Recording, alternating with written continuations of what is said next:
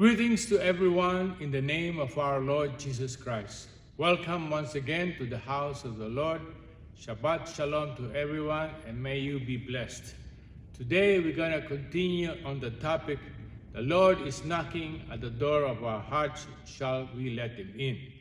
We did speak about the principle of suffering, and last week we spoke about the 7 steps to turn bitterness into forgiveness. We covered 4 and we got 3 to go. But I want you to stay to the end because there is a conclusion of all of this, and if you grab that conclusion, I think it will change your life. So let's pray. Father God, we thank you for your grace and your mercy once again. We thank you that you are here with us. I pray a blessing upon everyone who is watching this program. Bless them, dear Lord Father. Lord, let your Spirit move in their lives, dear Lord Father, and every need they may have, Father, I pray that you will answer them. I ask this in Jesus' mighty name. Amen. So we will continue again on that same topic. We will look at the steps 5 to 7. I'm not going to recap anymore because I need to go to the end of this message, and I need to release that conclusion to all of you so that you can be blessed. So step number 5, right? Compare what you owe God to what your offender owes you. If we have ever prayed the Lord's Prayer, we have no choice but to forgive our offenders. We pray that God will forgive us our trespasses in the same way that we forgive those who trespass against us. We see that in Matthew 6, verse 12. In order to help us see our worst offender from God's perspective, Jesus taught us the parable of the unforgiving servant in Matthew 18, verse 21 to 35. The parable was actually Christ's answer to Peter's question in Matthew 18, verse 21 to 22. Then Peter asked him and said, "Lord, how often shall my brother sin against me, and I forgive him? Up to 7 times? Jesus said to him, I do not say to you up to 7 times, but up to 70 times 7. Then Jesus told of a certain king who had a servant who owed him 10,000 talents. The servant had no money to pay the debt, and the king commanded that he and his family be sold as slaves and his property be sold. When the debt-ridden servant realized his condition and pleaded for more time and promised to pay the whole debt, the king, in compassion and mercy, released the person. However, that same servant went out and found a fellow servant who owed him 100 pence. His debtor fell down at his feet, begged him to be patient with him, and claimed he would pay it all. His pleading was in vain, and at the lender's orders he was cast into prison. When the king heard what had happened, he called in the servant whom he had forgiven and said, what is written in Matthew 18, verse 32 to 33. Then his master, after he had called him and said to him, "You wicked servant, I forgave you all that debt because you begged me. Should you not also have compassion on your fellow servant, just as I had pity on you?" The king then delivered this wicked servant to the tormentors until he could pay off all that was due him. The unforgiving servant was bound and tormented by his own bitterness and guilt.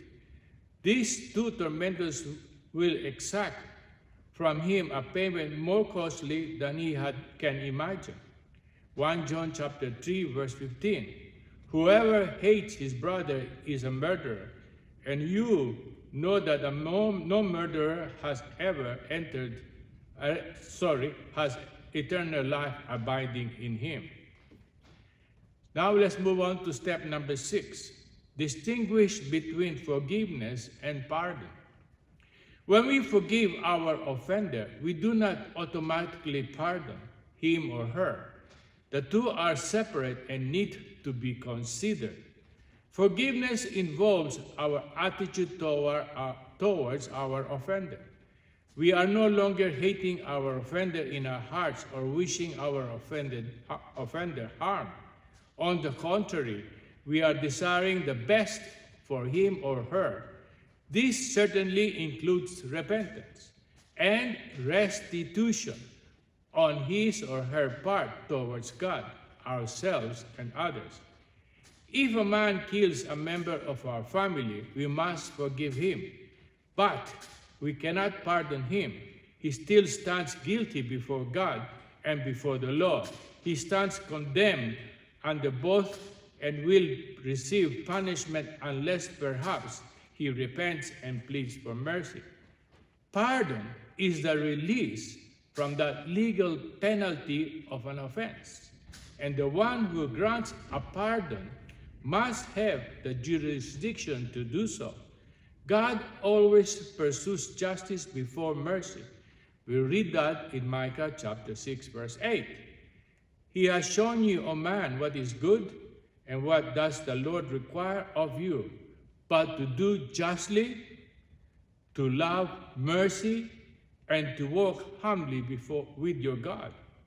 God may use you to help bring your offender to repentance, as he used Joseph to bring his brothers to repent. God used a female to finally force the brothers to repent after. Step number 7. Voluntarily invest in the life of your offender. Voluntarily invest in the life of your offender. The final step is often overlooked by those who are seeking to have a forgiving spirit. It is, however, the key to turning bitterness into forgiveness and genuine love. The following story should explain why. It starts like this. There were two Christian brothers who were started one morning when they went out to the rice field and discovered that the water they had hauled up the hill that day before had been drained off by their neighbor into his field. The brothers forgave their neighbor in their hearts, repaired the broken dike, and began hauling up more water. For the next several nights, the neighbor offended his brothers in the same way. It was then that he went to their pastor and asked, "Why don't we have joy and love in our hearts for our neighbor when we forgave him?" The pastor wisely said, "You will never have joy or love for your neighbor until you begin irrigating his field." The idea sounded preposterous to the brothers, but they decided to try it. The next day, they made a marvelous discovery. The longer they worked on their neighbor's field, the more joy they had in the Lord and the more love they had for their neighbor. Funny, isn't it? Scriptures promise that Matthew chapter 6, verse 21, "For where your treasure is, there your heart will be also." This joy and love occurred because the two brothers had voluntarily invested a treasure of time, energy, and water in their neighbor's life. After they irrigated their neighbor's field for several days, he came to them, confessed his wrong, and became a Christian. The same principle of voluntarily investing a treasure in the life of your offender was taught by Christ when he talked about the second mile in Matthew chapter 5, verse 41. "And whoever compels you to go 1 mile, go with him too." The first mile was therefore involuntary service,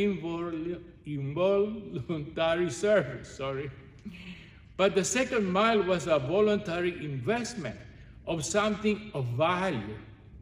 Jesus knew that going to the second mile would create love among his disciples for the Roman soldier and open the door for many of the soldiers to become Christians. An example of this is in the house of Cornelius. Let's turn to Acts chapter 10, read verse 1 and 2. "There was a certain man in Caesarea called Cornelius, a centurion of what was called the Italian regiment, a devout man and one who feared God with all of his household, who gave alms generously to the people and prayed to God. My dear brothers and sisters, if we grab hold of the scriptures in our lives, certainly as you go through your suffering days, as you go to the testing times of your life, you will be able to cope and it will change your life. God is waiting for you to change. So I want you to briefly go through all the words that I have spoken and see if you can pick out the gems that I laid there. Those principles, those actions will turn your life to good, not only for yourself, but also for your enemies and those around you. So now let's come to this conclusion, because this is a long conclusion which I want you to grab hold of. It is the beginning of a life with a blessing.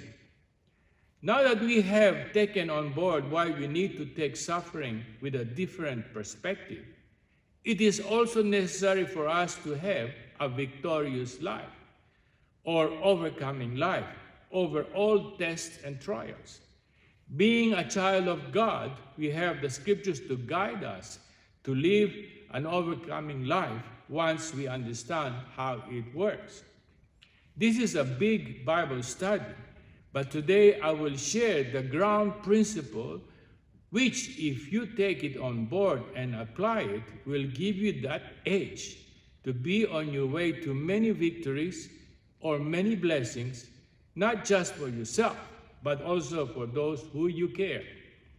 Let's turn now to the book of John, chapter 6, and read verse 38 to 40. This is the King James Version, the old one.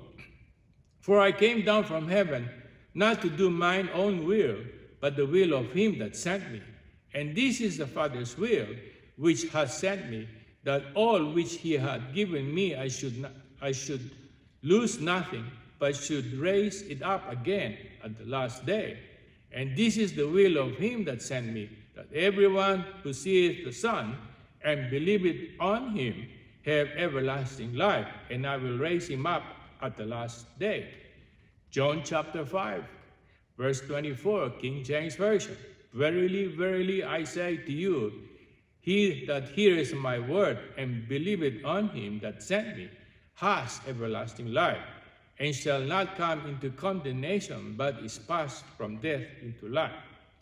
This is the first and most basic element of the resurrection power.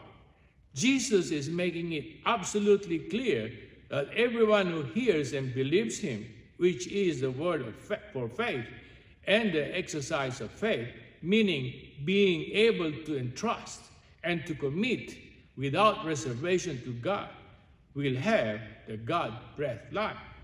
Again, we have the picture of hearing.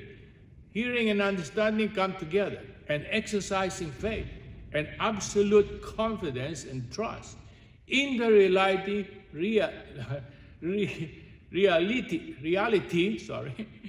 of who Jesus is and the price that Jesus paid on the cross on our behalf. When Jesus said, I will raise him up at the last day, he was applying the truth of the resurrection power in a phenomenal way. Resurrection, therefore, is more than just being raised from the dead. It is being moved from death, where we have been laid flat on our backs by sin, to the very life that is in God. It is being moved from living a cursed life, a no-hoper life, a case of endless suffering, to the blessing of God's life. It is the restoration of our relationship with the Father, the Son, and the Holy Spirit throughout eternity. Death, in this sense, is nothing more than separation from the relationship we were created for and in, and with the Father, Son, and the Holy Spirit. My dear brothers and sisters, God never meant for us to die. And if you can grab hold of the resurrection power, you will not die, right? I know it's a very hard thing to say, and a hard thing to believe, but that is the key that God is giving us today. We are meant to live according to what is written in heaven. Okay, and I'll show you how it works. Now, let's turn to Hebrews chapter 9, verse 25 to 28. I am reading from the Amplified Version. Nor did he enter into the heavenly sanctuary to offer himself regularly again and again, as the high priest entered the Holy of Holies every year with the blood not his own. For then would he often have had to suffer over and over again since the foundation of the world. But as it is now, he has once for all at the consummation and the close of the age appeared to put away and abolish sin by his sacrifice of himself. Jesus knew about the principle of sacrificing. He sacrificed his own life. Verse 27, and just as it is appointed for all men that once to die, and after that certain judgment, even so it is that Christ, having been offered to take upon himself and bear as a burden the sins of many once for all, will appear a second time, not to carry any burdens of sin, nor to deal with sin, but to bring the full salvation those who are eagerly, constantly, and patiently waiting for and expecting him. My dear brothers and sisters, Adam and Eve ate the tree of the knowledge of good and evil. They brought sin and death into the human race. Under the law of Moses, it was necessary for the priest to enter into the holy place once each year with a blood sacrifice for the atonement or covering over of the sins of the people. That act of offering a blood sacrifice did not eradicate the sin, nor did it do away with the sentence of death in human DNA. Thus, it becomes necessary for Jesus Christ to become the once and for all time blood sacrifice in order to completely eradicate both the sin and do away with the sentence of death. The sentence of death over our lives is taken out by the Lord, right?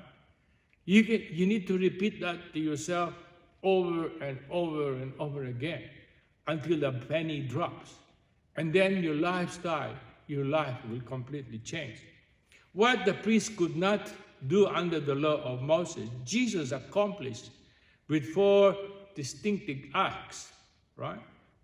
So here it is. He laid the axe to the root of the tree of the knowledge of good and evil. We see that in Matthew 3, verse 10. He was hung and died on that tree, the same tree that brought death to Adam and Eve. We see that in Acts 13, verse 29, and 1 Peter chapter 2, verse 24. He took all our sins, our sickness and diseases, our infirmities, and, look at this, and Satan's power over us to that tree and put it all to death. Then laid it at Satan's feet once and for all. Having put an end to the power of sin and sickness, disease and infirmity, he also put an end to death when Father raised him from the dead. You see that in Acts chapter 10, verse 39 to 40, and Acts chapter 13, verse 30, and Galatians chapter 3, verse 13 to 40.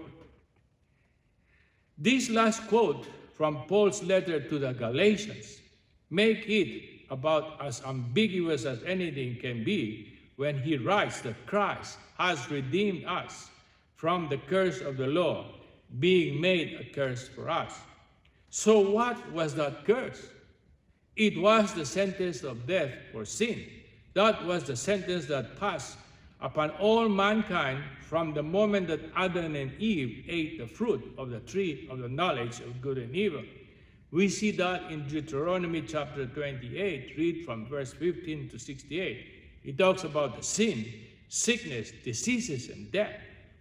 There was a fundamental understanding among the Jews that there would come a resurrection day for all at some point in the future when all would stand before the great judgment seat. In simple terms, my dear brothers and sisters, we define the word blessing as the empowerment to prosper. The word curse is the reverse or inverse of a blessing. It literally means the removal of the empowerment we have in God to prosper, to bless, and to be blessed. This is the key, my dear brothers. Grab hold of the resurrection power that God has given us through his death and resurrection. We grab that and we will be able to have a victorious life in every sense. Minus the empowerment to prosper, we are left to our own devices. Our curse is nothing more and nothing less than the removal of any empowerment to prosper. That is the curse that Jesus eradicated by keeping our appointment with death. The Apostle Paul, being a lawyer by training in school in the law of Moses, described our deliverance from the curse in a legal and judicial terms. Let's read Romans chapter 8, verse 1 to 3. Now I'm reading from the TPT, the Passion Translation. So now the case is closed. The case is closed.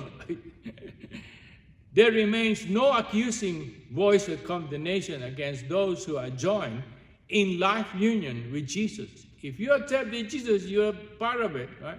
The anointed one. For the law of the Spirit of life flowing through the anointing of Jesus has liberated us from the law of sin and death. For God achieved what the law was unable to accomplish because the law was limited by the weakness of human nature. Yet God sent his Son in human form to identify with human weaknesses. Clothed with humility, God's Son gave his body to be a sin offering so that God could once and for all condemn the guilt and power of sin. My dear brothers and sisters, we are supposed to live forever. Once we accept Christ, we are supposed to live forever. We are supposed to walk and live a life of resurrection. Resurrection, after all, is nothing more than exercising supremacy over the spirit of death. It rules over the fear of death, which is one of the three major families of fear. This spirit has many facets, so many other familiar spirits that those who are afflicted with it simply miss seeing when this spirit is afflicting and tormenting them. All sickness through sickness, all diseases, all infirmities, all physical weaknesses comes from and is authorized by the spirit of the fear of death. Guys, you gotta bind the spirit away from your life. Man. It is possible, like apostles went through healing people who were blind, who were lame, who were at the point of death, to bind the spirit of death and to release Christ in them, the resurrection power. It is yours, my dear brothers and sisters. That may seem like an exaggeration and a stretch to make that statement, but consider the fact that we were never designed to die in the first place. We were designed to live eternally. Death was not part of our original DNA. Because of the way in which we were created, the fact that we were created in the image and likeness of God, who was and always will be, our soul, our spirit, our entire physique resist the concept of death.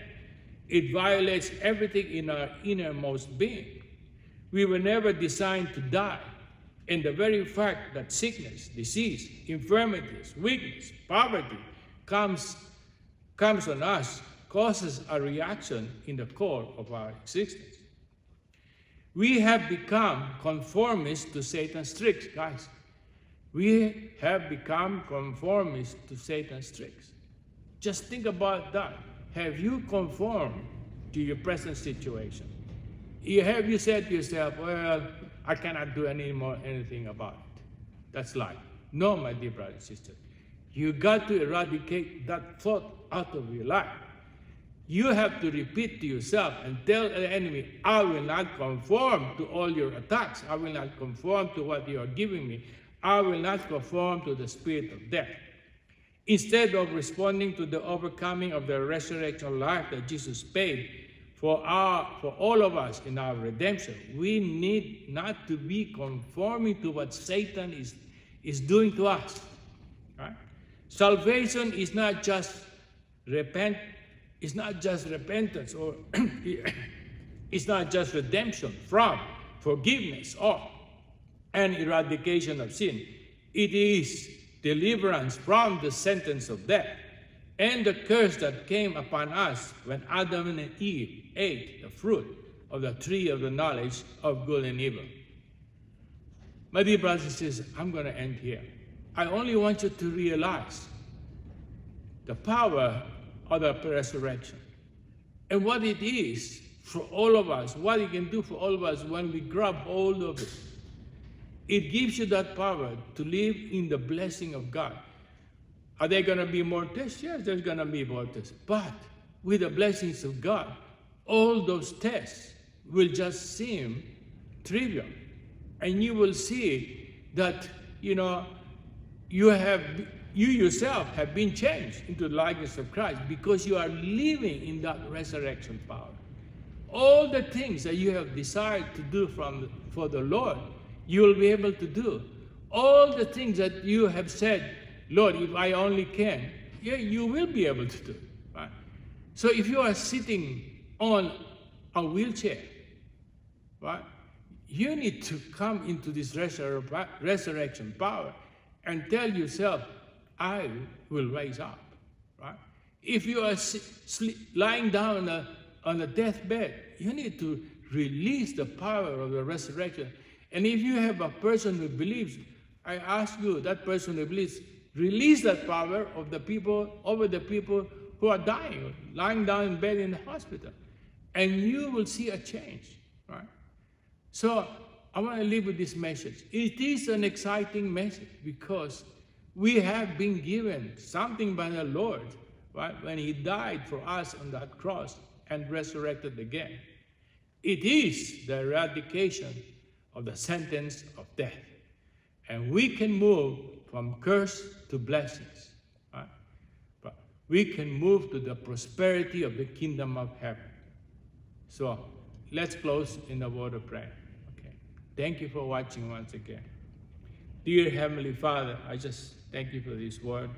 I pray, Lord God, as I release this word, that it becomes life to many who hears it, and that many will grab hold of it, Lord God.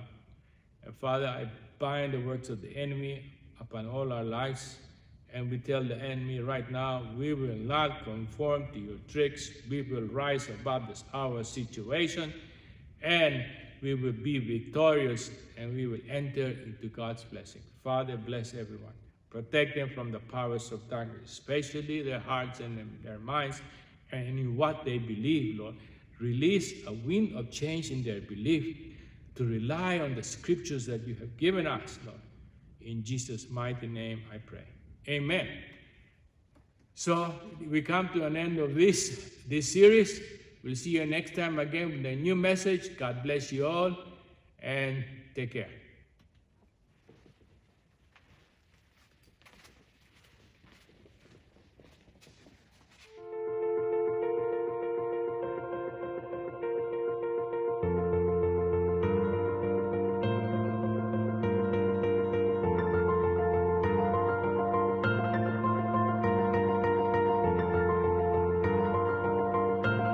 Don't forget to hit that like and subscribe button. And also hit the bell button so you'll get notifications on when new videos drop. Blessings, and I'll see you soon.